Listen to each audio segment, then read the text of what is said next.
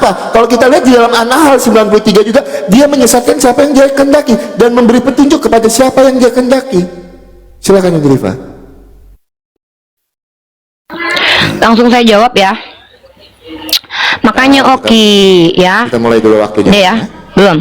Oke. Belum. Oke.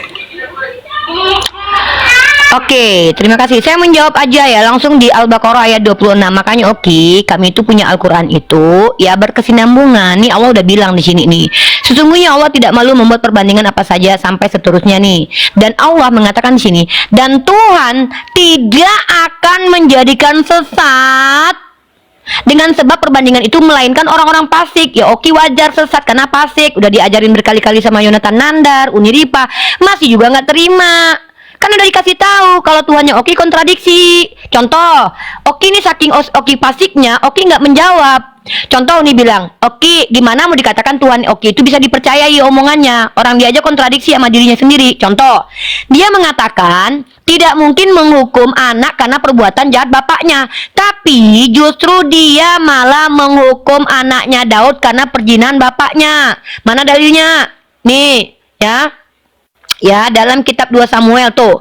2 Samuel pasal 12-15. Kemudian pergilah Nathan ke rumahnya, dan Tuhan menulahi anak yang dilahirkan bekas istri Uria bagi Daud itu sehingga sakit sampai mati. Ini nggak mungkin dipercaya Tuhan Oki. Jangankan Oki dan orang Kristen dan apologet lainnya, Tuhan Oki aja nggak bisa dipercaya omongannya. Di sini si Yeskiel mengatakan Tuhan tidak akan menghukum anak karena perbuatan bapaknya. Anak tidak akan diturut menanggung kesalahan ayahnya, dan ayahnya tidak akan turut menanggung kesalahan anaknya. Kata Tuhan Oki, kata si Yeskiel. Tiba-tiba kata si Samuel, enggak, beda. Contohnya nih Tuhan menghukum anaknya Daud gara-gara bapaknya berzina. Padahal anaknya nggak salah apa-apa. Jangankan percaya sama Yesus, Tuhannya bapaknya yang diperkenakan Yesus saja omongannya nggak bisa dipercaya. Terus salah pula kalau kami nggak mau terima. Masa kami sesat?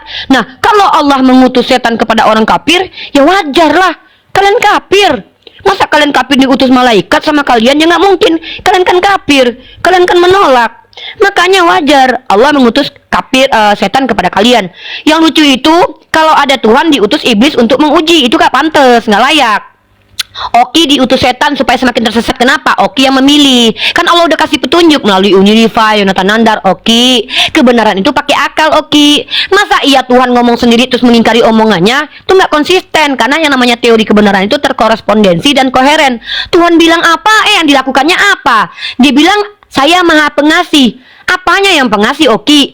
Lukas 14:26 ini tegas. Kata yang digunakan adalah maseo, yang membenci. Kalau Oki ingin jadi beriman di depan Yesus, itu harus benci keluarga. Itu perintah. Tiba-tiba Oki bilang, enggak Uni, kalau kita sudah mengasihi Allah, nggak mungkin benci keluarga.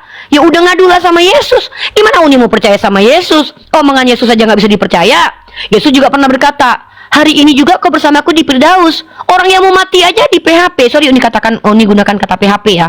Kenapa Uni katakan kata PHP? PHP itu kan memberikan janji palsu. Orang yang udah mau mati, Yesus berkata, hari ini juga kau bersamaku di Firdaus. Tahu-tahu hari itu dia mati, masuk alam maut. Gimana Uni mau percaya sama Yesus? Kok Uni yang disalahkan gak mau percaya sama Yesus? Percaya sama Yesus justru Uni sesat, karena percaya kepada orang yang tidak benar omongannya, berkata dusta. Hari ini juga kau bersamaku di Firdaus loh. Tidak ada jalan keselamatan kecuali aku. Akulah kebenaran dan hidup. Tidak ada yang sampai kepada Bapa kecuali melalui aku. Tahu-tahu Henok nama Elia udah nyampe Bapa. Gimana mau percaya sama Yesus? Kalau Allah apa? Allah menyesatkan iblisnya, emang dia sesat? Masa nggak boleh dikatain sesat orang sesat? Maunya Oki orang benar, orang benar disesatkan. Maunya Oki kan gitu tuh. Yesus datang hanya untuk orang berdosa, bukan untuk orang benar. Baru tuh nggak masuk akal. Tuhan kami itu pasti mengutus setan kepada kaum kafir. Kenapa? Biar makin sesat kalian. Kenapa? Neraka itu memang tepat untuk kalian, karena kalian mengingkari akal dan hati nurani. Kalian bilang kalian punya hati nurani, tapi istri minta cerai karena digebukin, nggak boleh. Giliran hamba-hamba dalam 1 Petrus pasal 2 nomor 18 harus patuh sama orang-orang jahat, sama majikan bengis. Ini namanya ajaran yang memvalidasi kejahatan. Oke, apabila ditampar pipi kiri kasih kanan. Justru ajaran Kristen ini berpihak banget kepada kejahatan. Makanya dipakai sama penjajah. Makanya orang Afrika dulu bilang tuh, kami tutup mata baca Bible, tanah kami kalian ambil, kami pakai Bible. Itu Oki, ajaran masuk akal itu ajaran yang berpihak kepada kebenaran, bukan kepada kejahatan. Justru dengan Oki menunjukkan tadi kami mengasihi siapa? Coba baca siapa yang dikasihi di situ? Musuh. musuh peradaban, musuh manusia, musuh sampah masyarakat yang dikasihi. Itu tidak relevan. Anak kecil yang nggak berdosa dihukum gara-gara bapaknya. Orang jahatnya dibiarin hidup. Anaknya nggak salah apa-apa dihukum. Padahal jelas dalam imamat nih. Imamat pasal 20 nomor 10. Bila seorang laki-laki berzina dengan istri orang, yakni berzina dengan istri sesamanya manusia, pastilah keduanya dihukum mati. Tuan Aoki tidak menepati perkataan dia. Buktinya Daud sama Betseba malah jadi suami istri melahirkan anak Salomo, malah jadi keturunannya Yesus. Kan nggak mungkin Uni percaya sama Tuan Oki yang pelin-pelan gini, Ki. Oke. Gitu, justru siap, percaya Uni. Kristen malah sesat. Begitu. Oke, siap Uni. Ya. Oke, silakan diterima Uni. Ya, Uni Rifa, gimana ya? Uni udah kali ketiga 2 Samuel berapa tadi Uni yang Uni sebutkan tadi? Oke enggak? Oke enggak? 14:9, Dek. Yang mana? Yang di Ezekiel atau 2 Samuel?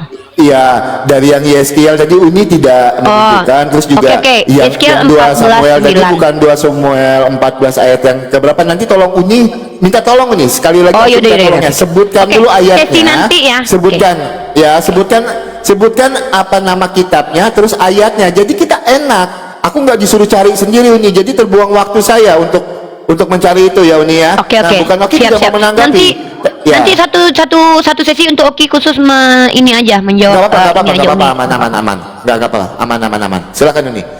Oke, ya teman-teman, gimana mau bisa percaya kepada Tuhan Yesus gitu kan kalau ajarannya seperti itu? Jelas-jelas saya bilang di dalam Lukas 14 ayat yang ke-26 itu tidak bisa kalau kita artikan secara harafiah. Makanya kita harus membandingkan dengan data-data lainnya seperti data yang saya bawakan. Hukum yang terutama itu adalah mengasihi Tuhan Allahmu dengan segenap hatimu dan dengan segenap akal budimu, ya. Itu adalah hukum yang terutama. Nah, kalau kita sudah bisa mengasihi Tuhan, sedangkan Tuhan sendiri mengajarkan kita untuk landasan dasar iman kita adalah kasihilah sesamamu manusia seperti kamu mengasihi diri sendiri, berarti kita akan mengasihi keluarga kita. Itu sudah secara otomatis, logikanya seperti itu nih. Jadi tidak bisa diartikan secara harafiah apa yang tertulis di dalam Lukas 14 ayat yang ke-26. Kita harus bandingkan dengan ayat-ayat lainnya. Ya Uni Rifa ya, saya tekankan di situ. Nah, kalau terkait dengan pernyataan ini tentang apakah Tuhan Oki bisa dipercaya, oh jelas, Tuhan Oki tidak pernah berdusta. Tidak pernah Tuhan Yesus itu diampuni dosa-dosanya yang telah lalu, itu tidak pernah Uni. Ya, Tuhan saya itu tidak pernah berbohong. Tuhan saya tidak pernah berbuat dosa. Nah, yang saya bingung juga kalau saya mau berbicara seperti itu di dalam iman Uni misalnya ya, di dalam iman Uni. Kalau kita lihat ya, di dalam Al-Quran tidak ada yang mengetahui hari kiamat kecuali Allah. Nah, tiba-tiba muncul di dalam hadis Muslim 854, kiamat tidaklah terjadi kecuali hari Jumat. Nabi Muhammad tahu. Ini yang bisa dipegang ngomongannya yang mana? Al-Quran apakah hadis? Sedangkan jelas-jelas dikatakan di dalam Al-Quran tidak ada yang tahu hari kiamat kecuali Allah. Tiba-tiba muncul di dalam hadis hari kiamat tidaklah terjadi kecuali hari Jumat. Lah Oki, itu kan bukan jamnya, bukan waktunya, cuman harinya. Ya hari itu bagian dari waktu. Kan tahu terjadinya hari Jumat. Jadi yang mana ini? Mana yang bisa kita pegang? Yang tertulis di dalam Al-Quran atau yang tertulis di dalam hadis? Di dalam Al-Quran tidak ada yang tahu kecuali Allah. Di dalam hadis tiba-tiba muncul kiamat tidaklah terjadi kecuali hari Jumat. Nah itu kalau Uni mau mengarah ke situ. Oke, sekarang saya mau lebih membahas lagi. Uni, jelas-jelas dikatakan di dalam Al-Hijr 39. Menurut iblis di situ yang menyesatkan adalah Tuhan. Menurut iblis ya di dalam Al-Hijr 39. Terus data yang saya bawakan di dalam Quran 19 ayat yang ke-83.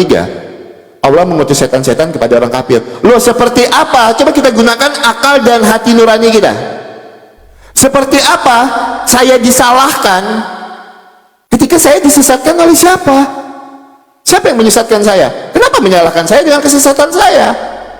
Kan Oki udah ditunjuk, udah dikasih tahu sama Uni Rifa, sama Yonatan Nandar, tapi Oki memilih untuk tidak bertobat. Lu jangan salahkan saya. Yang menyesatkan saya siapa? An-Nahl 93, mari kita baca. Dia menyesatkan siapa yang dia kehendaki dan memberi petunjuk kepada siapa yang dia kehendaki. Tidak ada free will yang bisa digunakan. Apakah ada free will di dalam iman Uni? Kalau memang ada, nanti tolong Uni jelaskan tentang free will. Ya, itu yang pertama. Yang kedua Uni, saya mau bawa lagi Uni, kalau kita menggunakan hati nurani kita Uni. Sekarang kita gunakan hati nurani kita. Kita lihat di dalam Sahih Muslim 789. Muslim 789. Sebentar ya.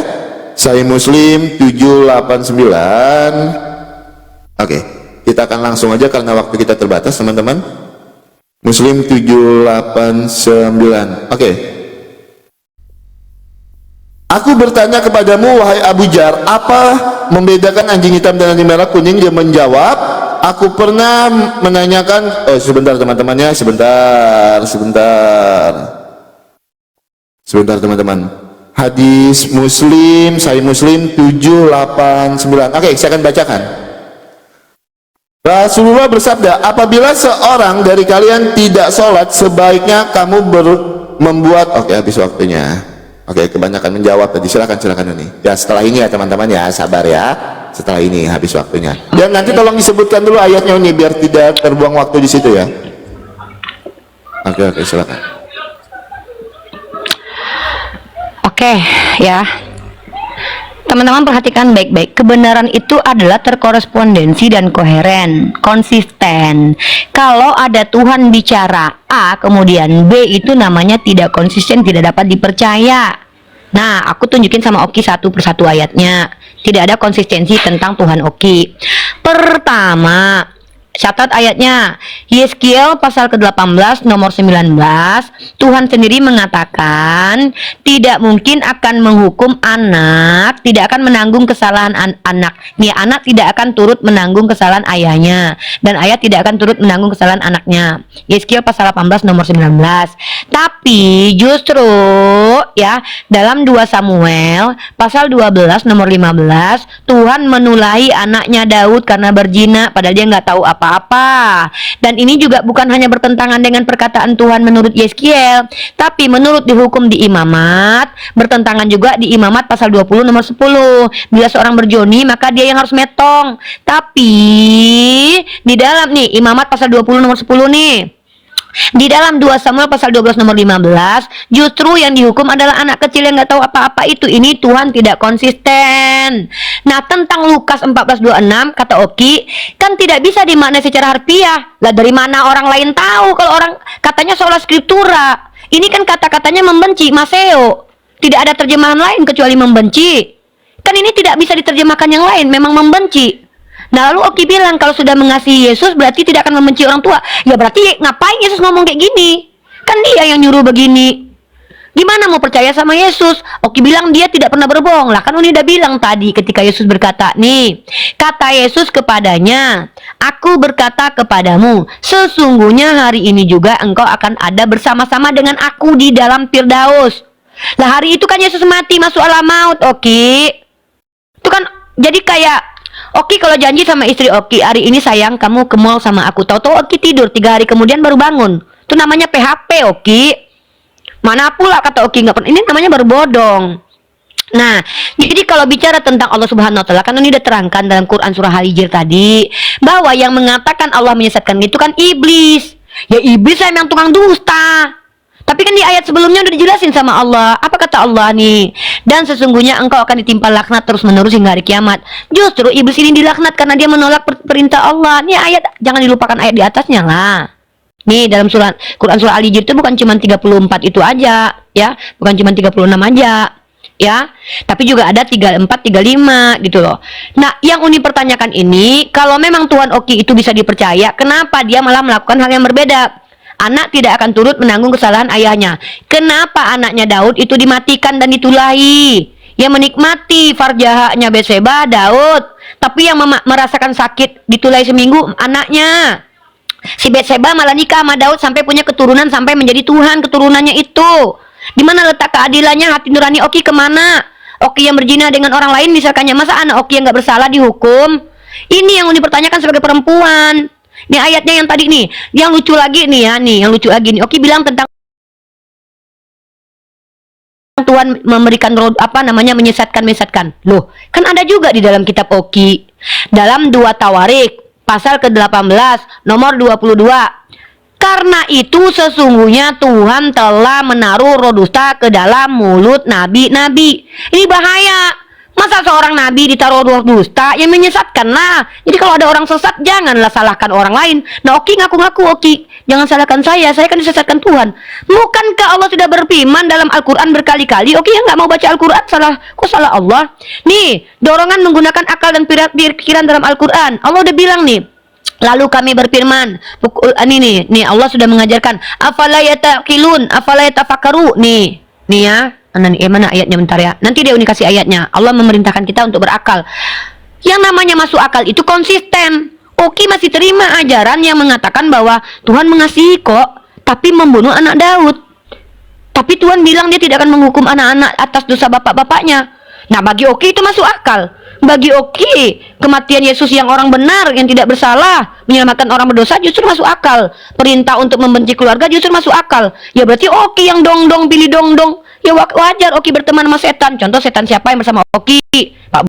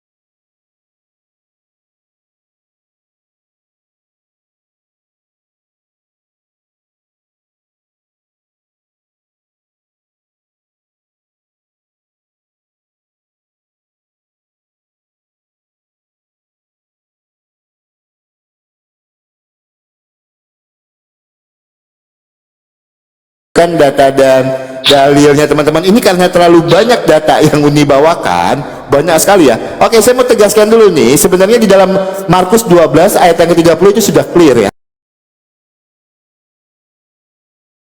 menjawab apa yang menjadi narasi Uni tadi ya. Apa yang menjadi narasi Uni di dalam Lukas 12 ayat yang ke-46.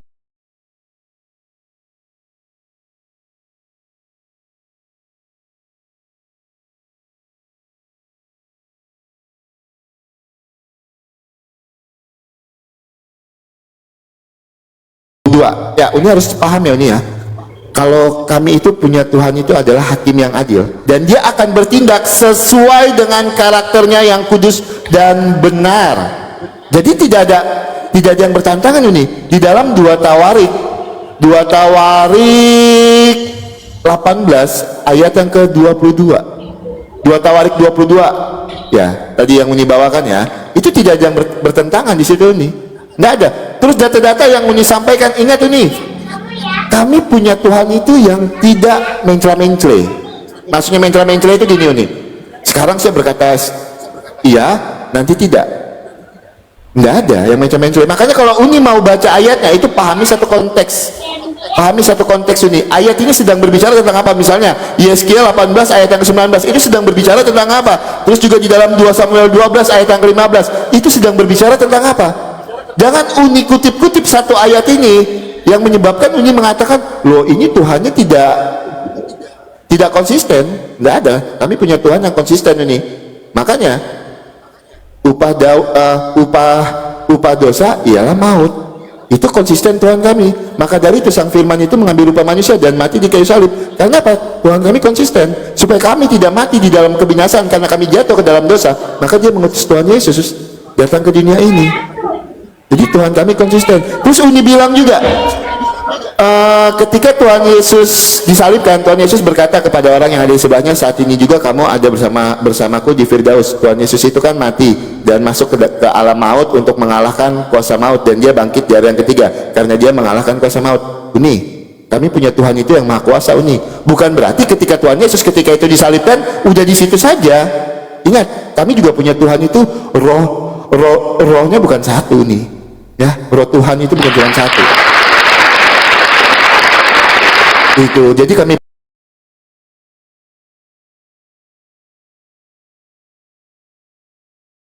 punya Tuhan itu yang maha kuasa. Ya, Uni mungkin kalau ada pertanyaan maksudnya gini nih, lebih spesifik pertanyaannya apa? Jangan Uni kita kutip ayat sana sini, kan Oki itu kalau satu match biasanya cuma mengutip 2 ayat, 3 ayat, jadi enak untuk ditanggapi.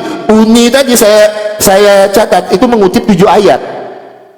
Ambil yang paling berkorelasi aja, jadi gampang saya menanggapinya ya Uni ya. Oke, Uni tadi berbicara, makanya Oki itu jangan berteman dengan iblis. Oke, mari kita tunjukkan datanya teman-teman di dalam Sahih Bukhari 1898. 18, sebentar ya, saya jadi nggak bertanya, saya mau menanggapi dulu. Setelah ini aja saya bertanya ya teman-temannya. Sahih Bukhari 1898. Oke. Bukhari 1898 ya ini ya. Kita bacakan bahwa Safiyah radhiyallahu menemui Nabi ketika beliau sedang itikaf. Ketika dia kembali, beliau berjalan dari kaum Asyar dan melihat beliau.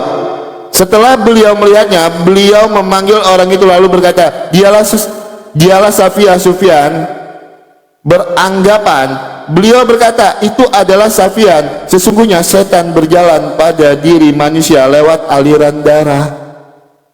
Jadi di dalam aliran darah kalian ini itu ada setan. Oke, kalau kita lihat lagi Uni di dalam Tirmizi 18 ini, kalau saya menggunakan data ya Uni ya, saya tidak menggunakan asumsi saya. Mau Uni bilang saya berteman dengan Pak Bom Bom, mengatakan Pak Bom Bom iblis tadi dengan Bang Edis. Oke, sekarang saya buka di dalam Tirmizi 18 Uni. Saya gunakan data dan dalil saya. Sesungguhnya ia adalah makanan saudara kalian dari bangsa jin. Bahkan di sini dibilang saudara Uni, jin Uni. Di dalam Tirmizi 18 itu gimana?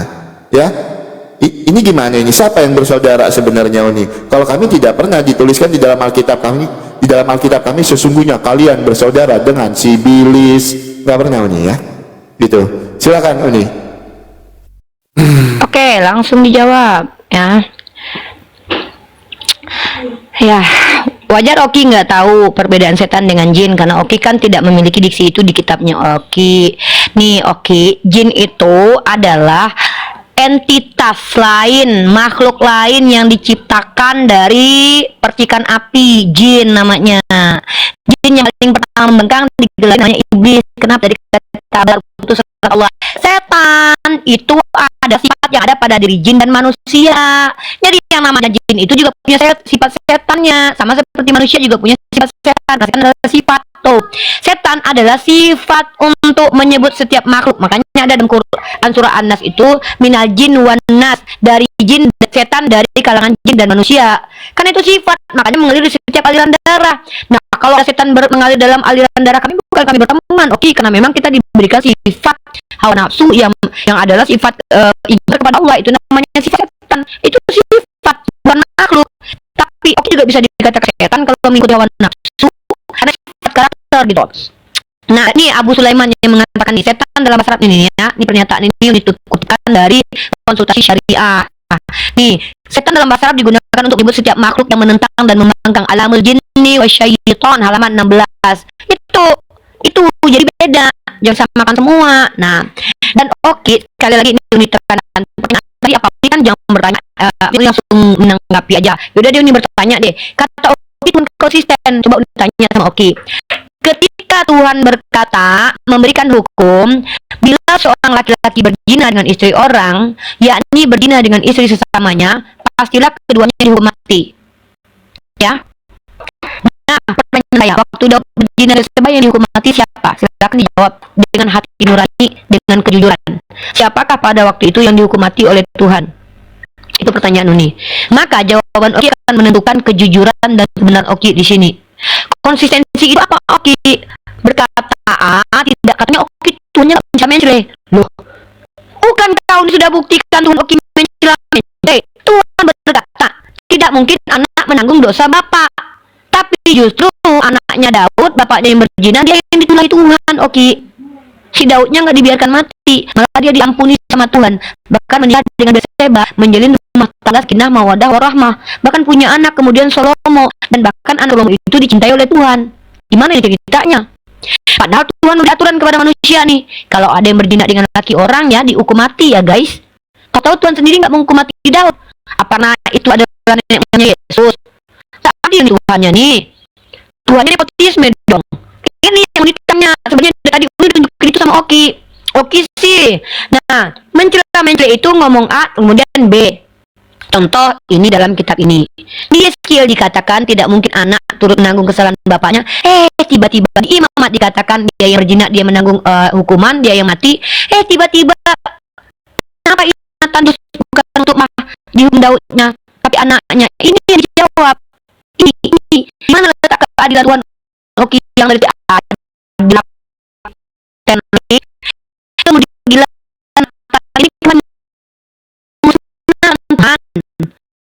ini ini apa? Lahir juga itu dari yang tentang dia yang Yesus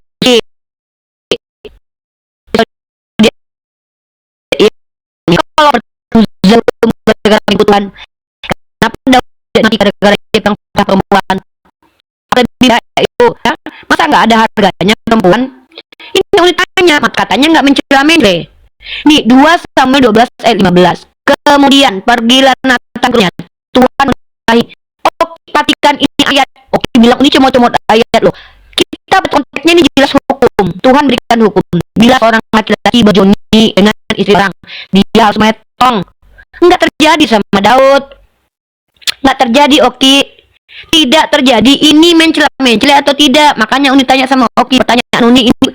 Pertanyaan ini kalau Oki jawab maka akan menjawab semua omongan Oki dari tadi. Siapa yang mencela siapa yang tidak konsisten. Pertanyaan saya, ketika Daud berzina dengan Batseba, siapa yang dihukum mati Tuhan? Silakan dijawab. Dan tolong jelaskan Imamat pasal 20 ayat 10 ini kaitannya. Kenapa? Karena ini bertentangan. Imamat 20:10 yang berzina yang harus mati. Tapi dalam 2 Samuel yang Uli tunjukkan tadi, yang dihukum metong bukan Daud tapi anak hasil perzinahnya. Ini yang ditanyakan. Kalau perkara berteman dengan iblis, kami tidak berteman dengan setan. Tapi kalau jin dia sama seperti kita, punya sifat setan juga punya sifat baik. Seperti itu. Kepercayaan kami. Seperti itu, oke ya. Bedakan ya jin dan setan. Oke, terima kasih. Sudah tahu poin penting Uni itu. Ya. Jawab itu aja. Oke, Uni sekarang saya mau jawab dulu. Ya, Uni jangan lihat langsung yang ke ayat 15-nya. Lihat dulu dong ayat 13-nya. Apa yang dilakukan Daud.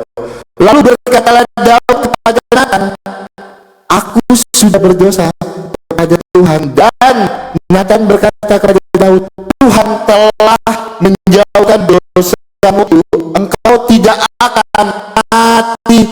Tetapi Daud akan tetap menerima konsekuensinya. Kenapa? Makanya anaknya dikena itulah. Itu adalah kedaulatan Tuhan Uni. Karena apa? Kalau Daud ini mati Uni, dia akan menggagalkan perjanjian antara Daud dengan Tuhan. Di mana? Di dalam 2 Samuel ayat di dalam 2 Samuel 7 itu adalah perjanjian antara Daud.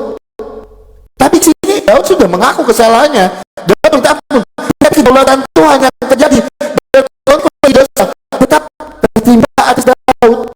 Makanya apa? Itu kepada semua ini.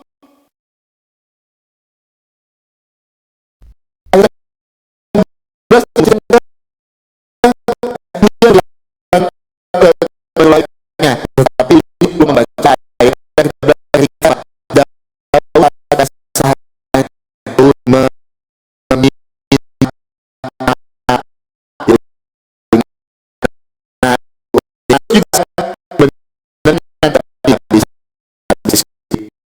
aja sakit.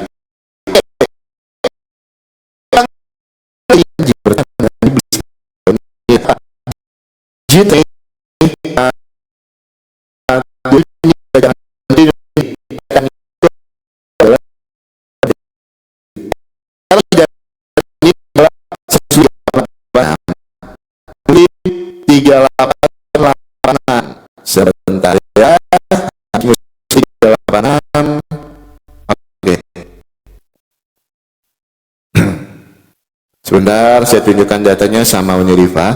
Hadis Muslim 3886. Satu kasur untuk seorang suami, satu kasur untuk istrinya, kasur 3 untuk tamu, dan kasur keempat untuk setan. Bahkan sampai disiapkan kasur Uni. Bahkan setan di dalam iman Uni itu disiapkan kasur.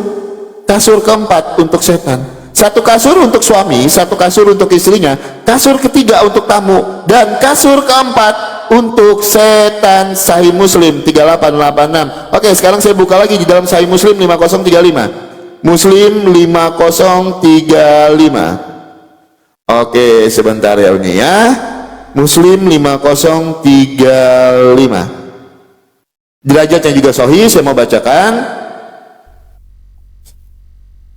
Bahwa Rasulullah telah keluar dari kediamannya pada suatu malam. Aisyah berkata, aku merasa cemburu pada beliau. Lalu beliau datang dan aku melihat yang beliau lakukan. Beliau bertanya, kau kenapa wahai Aisyah? Aku menjawab, orang-orang sepertiku mengapa tidak memburui orang seperti tuan?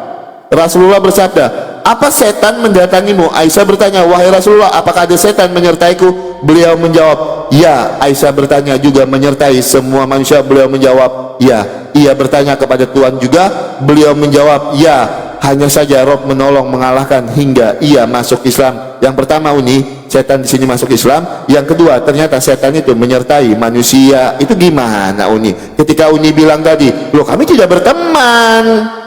Kan Uni sendiri yang mengatakan tadi, Oki berteman dengan Pak Bom-Bom, Aegis itu karena iblis. Tetapi itu tidak tertulis di dalam Alkitab kami. Kalau setan menyertai kami, bahkan setan di dalam iman Kristen itu masuk Kristen, tidak pernah tertulis seperti itu nih. Bahkan setan itu menjadi pengikut Kristus, tidak pernah tertulis seperti itu. Ya, kalau Uni tadi tidak menggunakan data dan dalil untuk menyerang Pak Bom-Bom dan Aegis, tapi saya menggunakan data dan dalil Uni. Kalau setan itu menyertai setiap manusia di dalam iman Uni. Oke, sekarang saya mau masuk ke akal dan hati nurani. Oke, sekarang kita buka di dalam Sahih Bukhari 6411 ini. 6411 ya. Di mana hati nurani kita? Kita buka di dalam Bukhari 6411. Oke, kita bukakan cepat ya teman-teman ya. Nanti kalau telat saya minta waktunya dikit ini karena saya membacakan data. Hadis Bukhari 6411. Sebentar ya. Di mana hati nurani kita di sini? Mengatakan beberapa orang zindik meringkus dan dihadapkan kepada Allah, Raja Allah, lalu Ali membakar mereka. Kasus ini terdengar oleh sehingga ia berujar, kalau aku tak akan membakar mereka karena ada larangan Rasulullah yang bersabda, jangan kalian menyiksa dengan siksaan Allah, dan aku akan tetap membunuh mereka sesuai sabda Rasulullah. Siapa yang mengganti agamanya, bunuhlah. Di mana hati nurani kita ini? Kenapa orang yang mengganti agamanya diperintahkan untuk membunuh?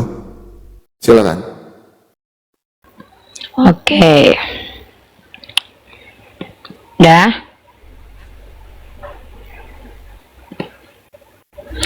Oke, tolong bedakan berteman dengan diberi natur ya. Tadi saya sudah jelaskan nih ya, bahwa iblis dan setan itu beda ya. Iblis dan setan itu beda. Nih, saya sudah tunjukkan datanya tadi mana tadi. Oke, saya sudah tutup ya nanti. Yang berteman itu kayak gini nih, oke. Nih. Maka Yesus dibawa oleh roh ke padang gurun untuk dicobai. Iblisnya kolaborasi namanya. Itu baru kolab. Ya, Matius pasal 4 1 sampai 11. Nah, kami nggak berteman, kami tidak diatur sama setan. Justru setan di bawah kekuasaannya Rasulullah. Makanya sifat setan, sifat ingkar itu sudah tidak ada lagi pada diri Rasulullah. Kenapa? Sudah aslam kepada Allah. Jadi kalau manusia biasa itu tidak bisa mengaslamkan sifat setan dalam dirinya, karena dia tidak bisa mengendalikan setan. Rasulullah ya bisa lah, dia nabi. Yang nggak bisa mengendalikan iblis itu kayak Yesus nih. Bahkan kematian Yesus itu kolaborasi antara Allah Bapa dan juga iblis.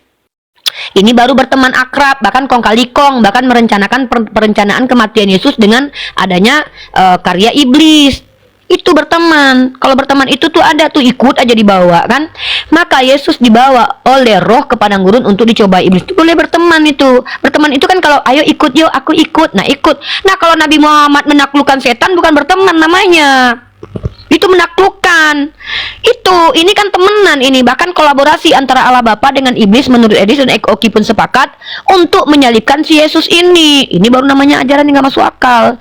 Nah, Tadi Oki bertanya tentang apa tadi itu ya. Saya tidak ada mendengarkan dalam tertulis di situ bahwa kami berteman dengan jin. Dikatakan saudara, saya sudah bilang, jin itu makhluk Allah, entitas lain yang memiliki sifat setan. Dan mana dalilnya? Quran surah An-Nas ayat ke-6. Minal jinnati wan nas. Ya, dari kalangan mana? Jin dan juga kalangan manusia. Masa Oki nggak ngerti penjelasan saya?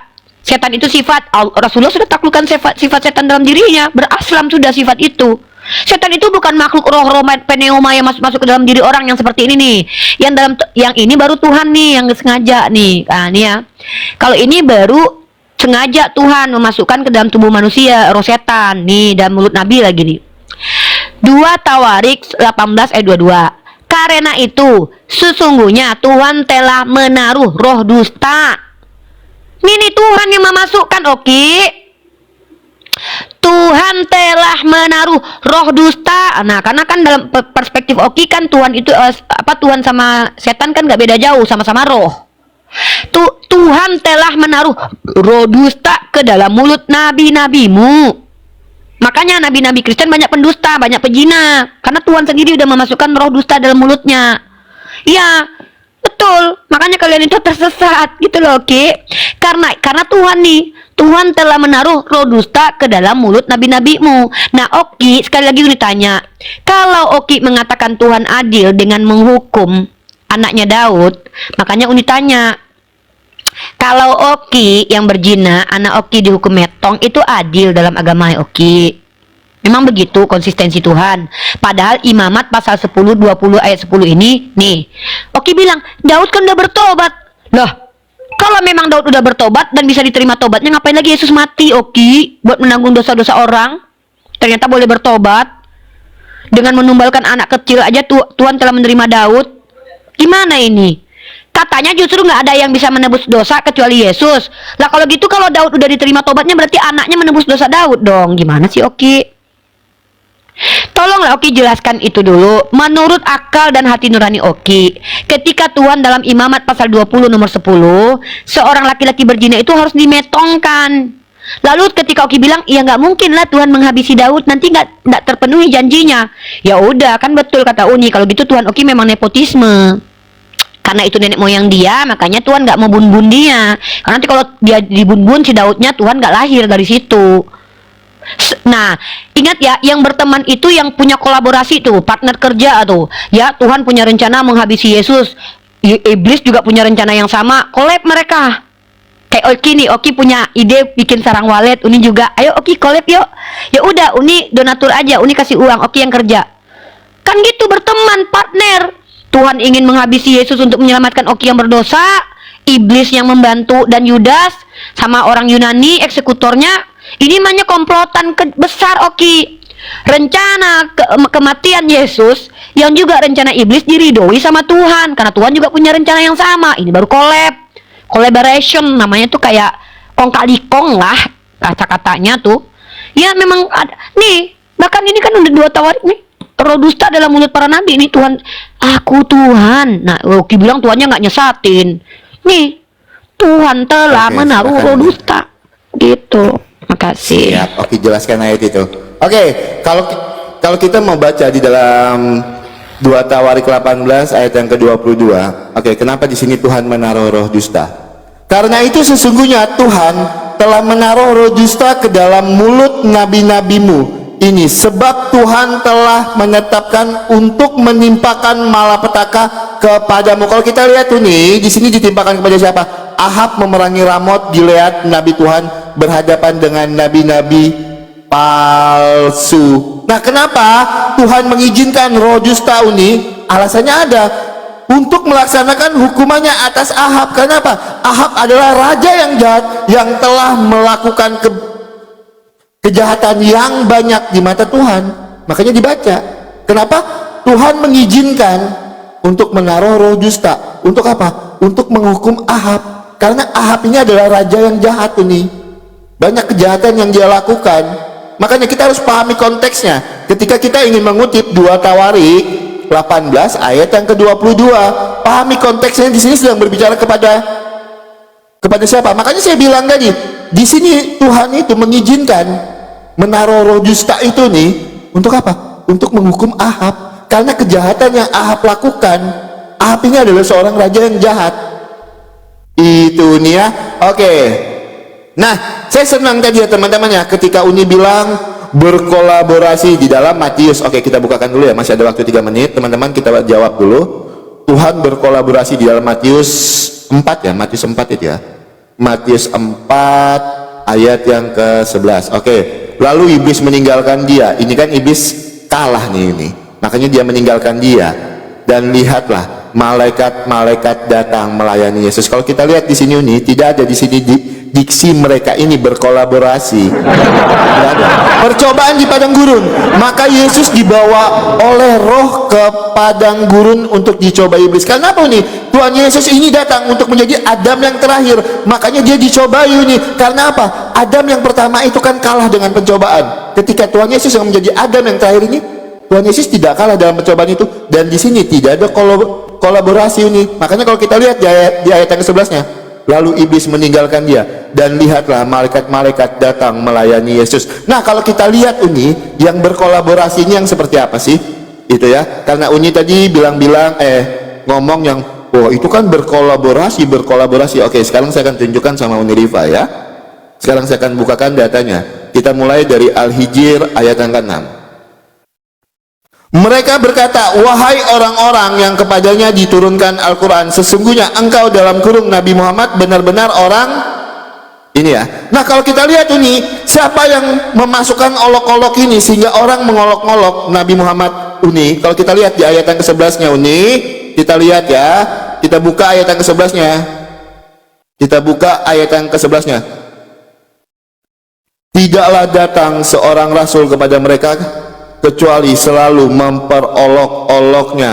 Ayat yang ke-12 ini, demikianlah kami memasukkan olok-olok itu ke dalam hati orang-orang yang berdosa sehingga dia mengolok-olok Nabi Muhammad ini. Nah, ini gimana ini? Ternyata yang mengolok-olok Nabi Muhammad ini dimasukkannya oleh siapa? Demikianlah kami memasukkan olok-olok itu ke dalam hati orang-orang berdosa. Ternyata yang mengolok-olok Nabi Muhammad itu yang memasukkannya siapa, Uni Riva? Ya, saya tidak ada diksi-diksi menghujat, saya cuma membaca yang tertulis, tidak ada menafsirkan. Memang tertulis demikian di dalam Al-Hijr ayat yang ke-12. Demikian kami memasukkan olok-olok itu ke dalam hati orang-orang berdosa. Ya, tapi nggak apa-apa. Uni kalau mau bilang di dalam Matius 4 ayat yang ke-1 sampai dengan ke-11 itu adalah kolaborasi antara Tuhan dan iblis. Tidak ada di situ diksi kolaborasi ya Uni ya. Di dalam Matius 4 ayat 1 sampai yang ke-11. Nah, kalau di dalam Al-Hijr seperti apa Uni menjelaskannya? Kenapa Uni Allah memasukkan olok-olok untuk memperolok Nabi Muhammad? Kenapa? Ya, nanti Uni bisa jelaskan. Itu yang pertama aja. Ya, yang kedua, Uni belum menanggapi Uni di dalam hadis Bukhari 6411. Siapa yang mengganti agamanya maka bunuhlah. Ayo kita gunakan hati nurani kita gunakan akal kita seperti yang Uni bawakan di dalam opening statement Uni tadi. Ajaran yang benar, kita menggunakan hati nurani dan akal kita. Kenapa orang yang mengganti agamanya di situ dibunuh tertulisnya Uni? Silakan nanti Uni jawab menggunakan data dan dalil. Oke. Oke, ini tunggu, jangan ini dulu. Ini udah ini ya? Oh, oke, belum. Ini mau ini dulu nanya Ya, dulu. jadi kita berapa sesi lagi? Uni. Berapa sesi lagi nih? Ini udah bentar. Ini sudah setengah 11. Sudah 1 jam 32. Ya. Karena dibilang tadi kita maksimalkan. Oh ya, 1 jam setengah. Ini terakhir, nanti kita closing statement. Uni sekarang ambil waktu Uni 10 menit. 5 menit Uni menanggapi saya yang tadi, 5 menit Uni closing statement. Habis itu saya cuma ambil 5 menit untuk closing statement. Ya. Jadi dua kali, jadi adil dia jatuhnya Uni ya. Oke, bentar. Silakan. Berarti Uni 10 menit ya. Bentar, terakhir pertanyaan Oki apa tadi biar Uni komplit menjawab semuanya. Jangan terima dulu bentar. Apa tadi pertanyaannya? Hadis apa tadi? Bukhari 6411 nih. Bukhari ada tertulis di bawah itu ya. Kan itu kepada orang-orang zindik itu nih. Ya. Nah, kepada orang-orang zindik di situ ya. Iya. Gitu. Oke deh ya. Oke, dia langsung menjawab ya. Ini kan hadis ini kan sudah menjelaskan sebenarnya. telah menceritakan kepada kami Abu Nu'man Muhammad bin Fadl telah menceritakan kepada kami Hamad bin Zaid dari Ayub dari Ikrimah mengatakan, orang zindik harus diringkus dan dihadapkan kepada Ali dan akan dibakar karena ini zindik. Zindik ini adalah orang yang menyebarkan agama yang tidak ada arahannya, dan mereka mengganti agamanya dan bahkan mengajak orang lain sesat. Artinya orang yang telah menyerang akidah memang betul boleh dibunuh. Makanya ada istilah kafir harbi dan kafir bukan yang harbi. Kayak kafir-kafir yang menyerang akidah Islam memang boleh, tapi bukan kami, tetapi orang yang punya kapasitas seperti Ali radhiyallahu anhu. Ya, ini kan ayat hadis ini sudah menjawab langsung ini. Orang-orang zindik ini memang orang berbahaya. Nah, sama seperti Yesus mengatakan bahwa ikatlah batu kilang di leher para penyesat itu. Kan begitu, bahkan lebih parah lagi kalau Yesus mau disuruh siksa. Nah, Uni menanggapi lagi nih ya. Penekanan Uni itu mempertanyakan tentang karya ilmiah tadi nih. Ini dasar Uni tadi ngomong nih. Ya, ini dasar Uni ngomong. Kalau kita bicara kebenaran, karena tema kita adalah ajaran yang benar, kita tidak boleh lepas dari akal dan hati nurani. Ya, kalau menghukum orang salah itu masuk akal. Bahkan ada hukum di negara kita menghukum orang yang salah, melepaskan orang benar. Bukan malah sebaliknya, menghukum orang benar untuk menyelamatkan orang salah. Itu tidak adil. Coba ditanya kemana dimensi manapun ada nggak keadilan seperti itu. Contoh, bapaknya yang berbuat zina, anaknya dihukum, itu tidak adil. Nggak ada di pengadilan manapun, tidak sesuai dengan naluriah dan akal dan common sense. Common sense nggak ada seperti itu. Makanya bertentangan dengan akal. Ini kan bawa jurnal nih, bahwa kita sepakat secara kaidah ilmiah yang namanya kebenaran itu ada yang namanya kejujuran, kemudian ada common sense yang terlibat nih, common sense terlibat di sini, akal sehat tuh. Masa iya bapaknya yang berdosa anaknya dihukum, itu tidak masuk akal. Nah, itu ya kenapa Uni katakan ajaran Oki tidak konsisten, maka tidak bisa dikatakan ajaran yang benar. Data-data sudah Uni tunjukkan tadi. Yeskiel mengatakan tidak mungkin anak menanggung kesalahan bapaknya, tapi justru anaknya Daud yang dihukum. Ya, Oki cerita bahwa Daud itu sudah minta ampun loh. Kalau begitu, kenapa yang si Ahab tadi tidak diampuni Tuhan? Oh, dia tidak minta ampun. Lah, Daud itu adalah orang yang dipilih Tuhan. Ya wajar Ahab tidak meminta ampun karena dia tidak dipilih Tuhan. Coba dipilih. Kan ya yang mengatakan, iman Kristen yang mengatakan Tuhan itu memilih kalian. Lah, banyak yang terpanggil, sedikit yang dipilih. Tuhan yang memilih. Lah, Ahab memang tidak dipilih. Buktinya si Uza, orang baik, hanya karena memegang tabut Tuhan aja dibun-bun langsung tanpa diberikan izin untuk bertobat lagi. Di mana letak keadilan agama Oki ini? Tuhan di perjanjian lama menghukumi orang-orang yang dianggap salah oleh Tuhan itu tanpa ada alasan yang jelas. Uza dihukum karena pegang tabut. Daud malah dibebaskan walaupun sudah meniduri bini orang. Bahkan di Imamat jelas itu ayatnya. Ini ayat Imamat ini untuk Bani Israel atau bukan sih? Daud kan Bani Israel. Tuhan sudah mengatakan, dan Tuhan berfirman di dalam kitab Imamat itu, sesungguhnya yang berzina itu dia yang harus mati. Uni tanya sama Oki, yang dihukum mati karena perzinahan Daud siapa? Oki akui anaknya. Nah, Oki jawab sendiri lah itu. Konsisten atau tidak Tuhannya Oki di situ? Oki jawab, ya Daud udah minta maaf. Kalau si Ahab dia dihukum karena dia nggak minta ampun. Lah, Daud kan dipilih Tuhan. Ini gimana konsep keadilan dalam agama Oki ini? Menyelamatkan keluarga Yesus, menyelamatkan Bani Israel yang adalah notabene nenek moyang Yesus. Ini ajaran untuk rasis, Oki. Kalau suku Amalek dihabisi, padahal tidak ada nabi yang diutus untuk Bani Amalek. Bani Israel banyak nabi yang diutus. Udah dikasih peringatan, mereka ingkar diampuni. Suku Amalek dihabisi, belum dikasih peringatan. Gimana mau bertobat? Nah, Oki bilang di dalam agama Islam sendiri kan Tuhan mengutus setan dan segala macam. Loh, iyalah kan orang berdosa, Oki. Orang kafir, orang berdosa diutus setan kepada mereka, ditanamkan olok-olok di hati mereka. Karena mereka adalah orang-orang kafir. Yang Uni pertanyakan dari tadi yang tidak terjawab itu dalam kitab Tawarik tadi. Ini nabi. Ditulislah perikopnya nabi palsu. Di ayatnya nabi palsu enggak? Perikop itu kan tambahan judul yang kalian buat, hermeneutik kalian. Kita bicara konteks perjanjian lama, kitabnya orang Yahudi. Di dalam kitab orang Yahudi itu, dalam kitab Tawarik itu, Tuhan yang mengatakan memasukkan roh dusta. Nah, makanya orang Yahudi banyak pendusta tuh. Nih, Tuhan telah menaruh roh dusta dalam mulut nabi. Seorang nabi masa dimasukkan roh dusta? Kan dia mau menginjili. Kalau orang-orang yang berdosa menghujat Nabi Muhammad, dimasukkan olok-olok karena dia penghujat.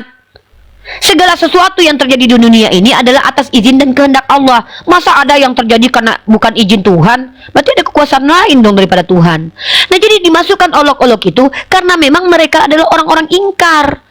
Ini perbandingan agama kita. Di agama Oki, kasih kepada musuh, penjahat, benci kepada keluarga.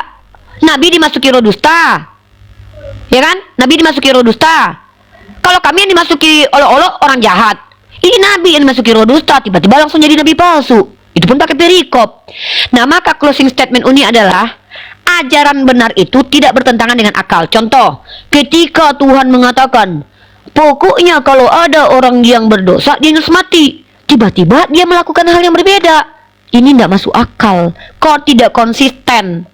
Dan yang paling tidak masuk akal, ada anak kecil lahir dari hasil perjinahan bapak mamanya, tapi dia ditulahi sakit-sakitan selama seminggu. Dia loh bayi, nggak tahu apa-apa. Kata Oki ini masuk akal, teman-teman. Kata orang Kristen ini masuk akal loh.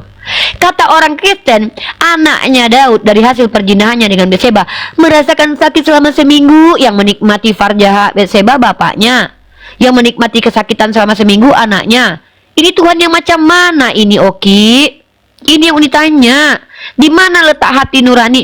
Kalau dari tadi Oki bilang, mana ada ajaran hati nurani ini Uni? Di ajaran Uni ini kayak gini nih, orang yang ingkar kepada orang yang mengganti agamanya dibun-bun. Lah, kan orang zindik. Orang zindik yang mengganti agamanya karena mereka akan menyesatkan banyak orang. Bahkan kan itu juga di dalam perjanjian lama, tumpaslah, tanganmu sendiri bunuhlah. Bahkan menyesat ini lebih baik diletakkan batu kilang dan ditenggelamkan. Kan sama itu. Di mana salahnya kami? Kecuali anak yang tidak bersalah. Dia bukan penyesat, baru lahir brojol ke dunia, belum menikmati enak-enak dunia, udah ditulahi selama seminggu. Ini baru sesat. Nah, jadi ajaran Oki ini ajaran yang tidak konsisten antara perkataan Tuhan dengan perilaku Tuhan. Tuhan berkata, orang yang berzina dia harus mati. Tapi perilaku Tuhan menghukum anaknya Daud, tapi bukan Daud yang dihukum mati, anak Daud yang dihukum mati. Ini sangat-sangat tidak berperi kemanusiaan, sangat tidak masuk akal, dan sangat-sangat keji dan kejam. Kalau Allah selalu saja iblis disesatin, Oki komplain, ya iblis ya harus disesatin, memang dia sesat. Orang-orang mengolok Nabi Muhammad, olok-olok dimasukkan, ya emang dia pengolok-olok. Ini Nabi dikasih roh dusta, anak kecil dihukum karena bapaknya. Orang benar seperti Yesus menanggung dosa kalian yang berdosa. Berpihak banget ajaran Oki ini kepada orang-orang jahat. Oki, keluarga disuruh benci. Kasihilah sesamamu seperti mengasihi diri sendiri. Lah, cara mengasihi diri sendiri kan pikul salib. 1 Petrus pasal 2 18-19 adalah kasih karunia kalau kalian semakin tersiksa hidupnya.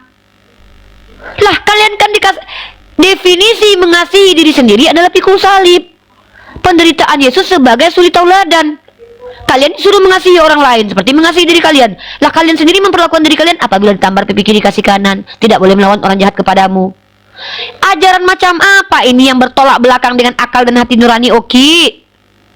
Inikah yang dikatakan ajaran benar? Ketika Islam bersikap tegas kepada orang zindik, orang yang mengganti agamanya dan dia zindik, kemudian dia merusak agama Islam, dikatakan ajaran salah. Ketika Islam memerangi orang yang memerangi kami, ketika Allah mengatakan iblis itu sesat, malah salah. Lah, ketika iblis punya rencana menyalibkan Yesus, ternyata diberkati Tuhan.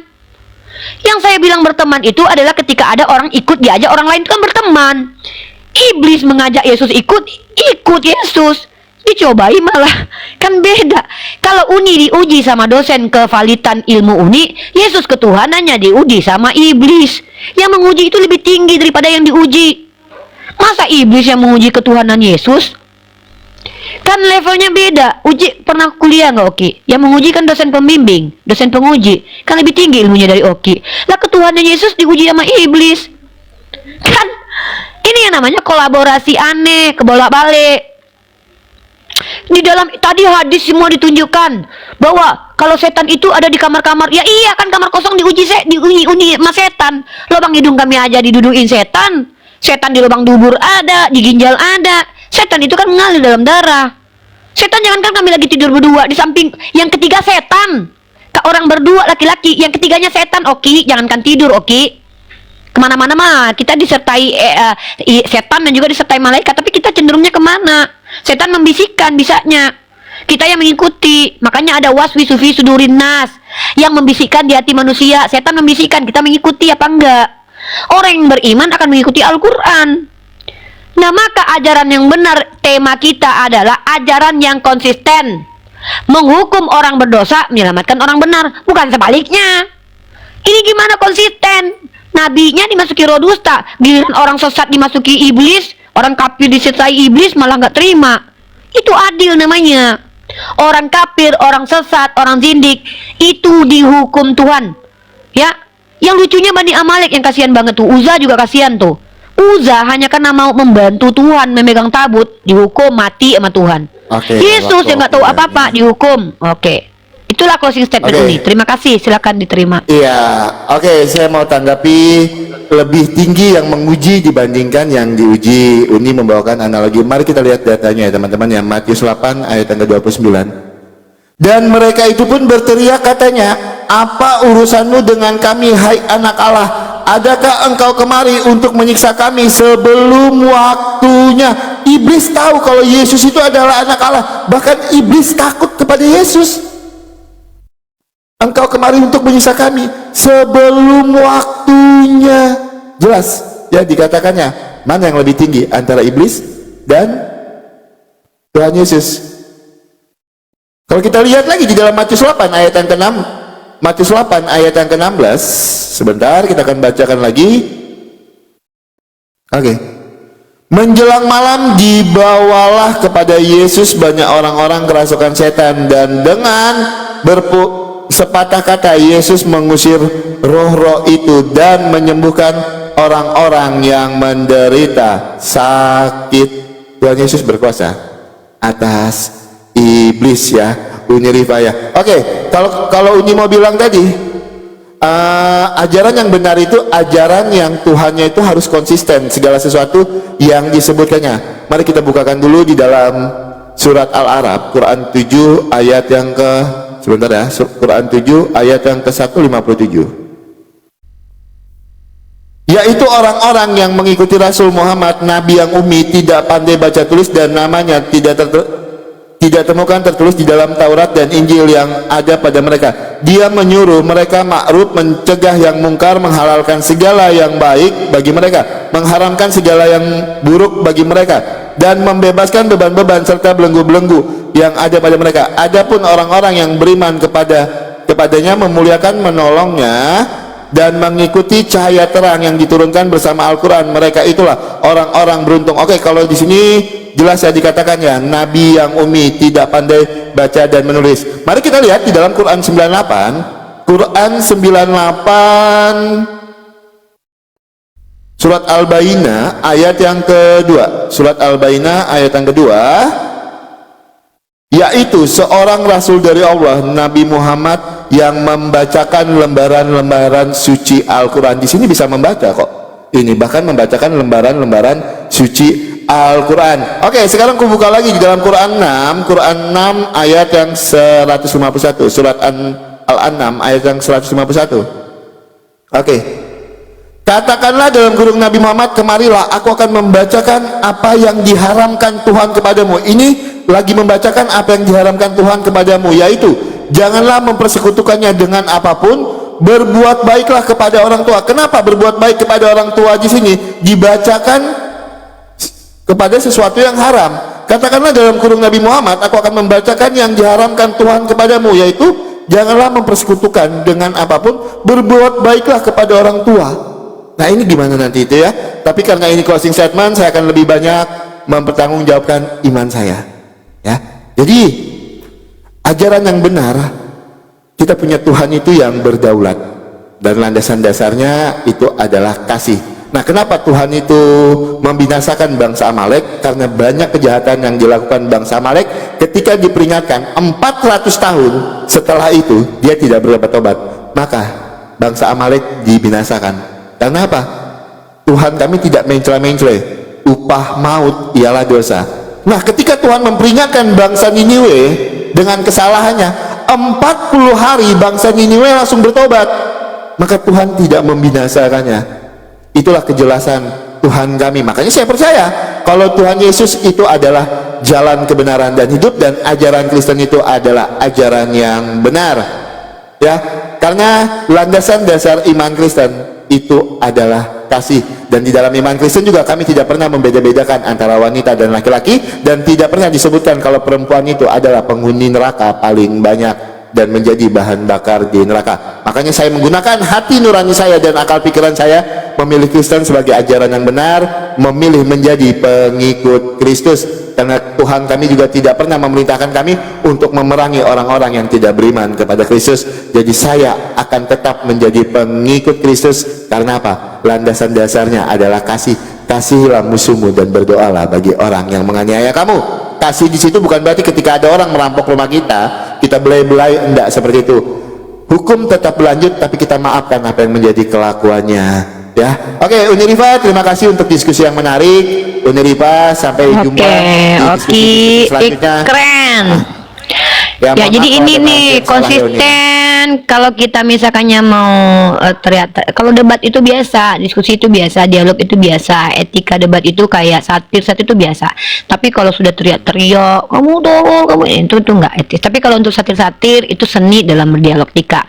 Baik, terima kasih buat Terima Oki. kasih ya, Uni. Semoga Ya, Oki, mungkin sebelum berpisah, coba Oki teruslah masuk ke dalam ruang akademisi kekristenan supaya tidak sama dengan apologet lain, Oki ya. Kenapa? Ya, karena Uni berharap Oki nanti lagi mengambil kuliah S1 ambil apa? sekarang. Ih, keren banget. Nah, ini Uni seneng nih. Jadi nanti bisa Oki menjadi salah satu partner diskusi Uni terus. Kenapa? Karena kan Uni insya Allah sudah bentar lagi wisuda. Jadi dalam etika komunikasi Oki, karena Uni kan prodinya kan komunikasi pionir Islam nih. Tidak etis rasanya Uni sebagai seorang yang sudah memiliki gelar kesarjanaan itu diskusi dengan orang yang boleh dikatakan tidak tervalidasi keilmuannya, karena itu tidak adil. Nah, kalau Oki sambil belajar menjadi mahasiswa, ya ini challenge besar buat Uni. Justru Uni bangga nih kalau ada orang Kristen kayak Oki. Ngambil di mana, Dek? Di STT Pancasila, di bawah bimbingannya Pak Bambang Nursena. Oh, keren tuh. Nanti kalau sudah bisa gitu, nanti Uni kolaborasi dengan beberapa lembaga besar. Kita kan bisa bikin dialog interfaith yang bawa ruang akademik tuh, ya kan? Oki Betul, dengan siap. pihak kampus, Uni dengan pihak kampus, kan keren banget tuh. Maka kita bisa menjadi salah satu kalau dibilang tuh trendsetter diskusi yang menggunakan kaidah-kaidah akademis tuh nanti tuh ada karya ilmiah yang kita bawa, jurnal, nah keren ya. Ya, Oke. pokoknya good luck Siap, buat Uni. Oki ya. Oke, terima kasih banyak ya. Mohon maaf Semangat kalau ada kata-kata terus. saya yang menyinggung perasaan Uni. sama Ini ya. cuma diskusi itu. Sama ya, Oki juga gitu. Diksi Uni kalau ada yang menyakiti, Uni minta maaf. Tapi kembali Aman, lagi, aman. ini kita diskusi retorika Siap. atau satir itu hal yang lumrah. Oke, sehat-sehat Oke, Oki. siap, Uni. Ya, sehat-sehat Uni. Terima kasih banyak. Sama-sama adekku, sehat-sehat. Ya, ini baru tidak mengecewakan ya. Tadi kalau kemarin itu si RK psikopat, dia ngemis-ngemis minta diskusi, tapi malah mempertontonkan kebrutalannya, teriak-teriak, kamu tidak berilmu. Lah, lu yang ngajak gua diskusi, lu yang nyerang pribadi gua. Nah, tapi kalau si Oki, dia secara sikap gentleman-nya oke lah, Oki gentle ya. Artinya dia udah janji nggak teriak-teriak, ini keren. Tapi kalau ketidakpahamannya kepada Al-Quran, kita nggak perlu ini guys, nggak perlu kayak dijadikan masalah besar gitu. Kenapa? Kan dia Kristen gitu loh ya. Jadi ini yang disebut dengan dialog yang saya tunggu Oki punya kapasitas lagi nih, sehingga nanti dialognya semakin high quality gitu loh. Kita semakin up secara value ya. Nggak apa-apa kalau saya diomongin, nggak masalah gitu. Yang penting yang penting kita mencontohkan kalau ada konteks-konteks diskusi itu yang memang tuh harus akademis. Kalau dalam ranah satir, argumen, konsekuensi logik itu rasio, it's okay. Kalau ketidakpahaman itu nggak masalah, karena kami terbatas waktu. Nah, nanti suatu saat kalau Oki itu sih di bawah Pak Bambang Nursena, otomatis. Nah, kita adakan seminar tuh bersama. Jadi betul-betul pakai karya ilmiah yang tervalidasi tuh. Saya kan bilang nih, saya kalau diskusi itu sekarang minimal 1 jurnal harus saya bawa. Kenapa? Kalau teman-teman kita Kristen tidak diarahkan kepada ilmu pengetahuan, kita hanya akan mendengarkan asumsi liar. Nah, paham tidak paham itu bukan tujuan saya, karena bukan dakwah madu'u atau objek dakwah saya itu bukan Oki, tapi yang menonton gitu loh ya. Kalau Oki itu saya anggap sebagai sebagai pijakan untuk bisa berdiskusi gitu loh, bukan si Okinya guys. Karena Oki ini dia akan tetap jadi Kristen gitu ya. Acong Sadrak ikut sesat lewat ajaran Muhammad. Ya silakan Anda buktikan kalau ada ajaran dari Islam yang sesat. Seperti saya membuktikan tadi, ajaran sesat itu tidak konsisten. Di satu sisi dikatakan yang berzina harus mati, tapi justru sebaliknya, yang tidak berzina malah dihukum mati.